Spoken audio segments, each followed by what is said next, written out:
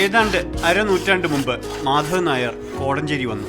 പാലാ രാമപുരത്ത് നിന്ന് നാടെങ്ങും റബ്ബർ പിടിക്കുന്ന കാലം. നായരും റബ്ബർ നട്ടു കുന്നിൻ ചെരുവിൽ. റബ്ബർ വിലയുടെ ചാഞ്ചാട്ടങ്ങളിൽ പിന്നെ ജീവിതം. തോട്ടമുടമയല്ലാത്തതിനാൽ ഈ കർഷകൻ ഒപ്പം മറ്റു തൊഴിലുകളിലേക്ക് മാറി. ആദ്യം റേഡിയോ മെക്കാനിക്കായി, പിന്നെ പെയിന്റ് പണിക്കാരനായി.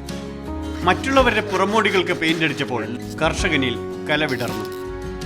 അപ്പോൾ പിറന്നതാണ് ഈ ശില്പങ്ങൾ ഓരോന്നായി.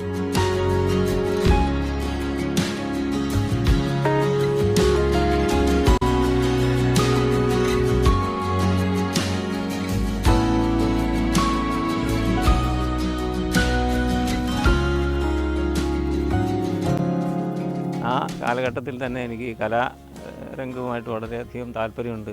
എന്തെങ്കിലും ശില്പകലകളുമായിട്ട് വളരെയധികം മാനസിക ഉല്ലാസത്തിനും പിന്നെ അത് എന്തെങ്കിലുമൊക്കെ കാര്യമായിട്ട് ചെയ്യണമെന്നുള്ള ആഗ്രഹം ഉണ്ടായിരുന്നു.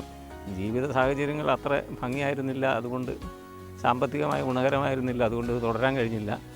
ഞാൻ കുറച്ച് കാലങ്ങൾക്ക് ശേഷം വീണ്ടും മറ്റു പല തൊഴിലുകളും ചെയ്ത കാലങ്ങൾക്ക് ശേഷം വീണ്ടും ഞാൻ അന്ന് എൻ്റെ മനസ്സിലുണ്ടായിരുന്നതൊക്കെ ഇന്ന് ഈ ചിരട്ടയിൽ കൂടി ശില്പങ്ങൾ ഉണ്ടാക്കി കൊണ്ടിരിക്കുകയാണ്.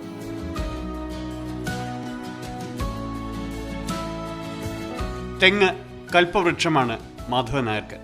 ചിരട്ടയും ചകിരിയും തൊട്ട് ഓലയും കുലച്ചിലും കൊതുമ്പും വരെ കലാരൂപമാകും. രാവിലെ ആദ്യം കാണുന്നത്, ആദ്യം മനസ്സിനെ ഉദ്ദീപിപ്പിക്കുന്നത് രൂപമെന്തും അരവും ഉളിയും കത്തിയും ചെന്നാൽ പതിയെ ജീവൻ വയ്ക്കും.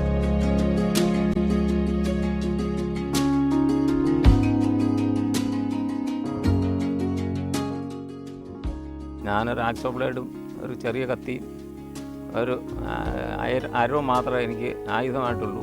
പുതിയ സാങ്കേതിക വിദ്യകളൊന്നും എനിക്കറിയില്ല. ഞാൻ ഈ തൊഴിൽ എവിടെയും പോയി പഠിച്ചതല്ല. എൻ്റെ മനസ്സിൽ ഉദിക്കുന്നതും ചുറ്റുപാടാട് കാണുന്നതായ എല്ലാവിധ ും വൃക്ഷങ്ങളും കിളികളും പൂക്കളും പൂമ്പാറ്റകളും മത്സ്യങ്ങളും എന്നുവേണ്ട ഈ ഭൂമിയിലുള്ള മിക്ക സാധനങ്ങളും ഉണ്ടാക്കണമെന്ന ആഗ്രഹത്തോടെ ഞാനങ്ങനെ ഉണ്ടാക്കിക്കൊണ്ടിരിക്കുകയാണ്.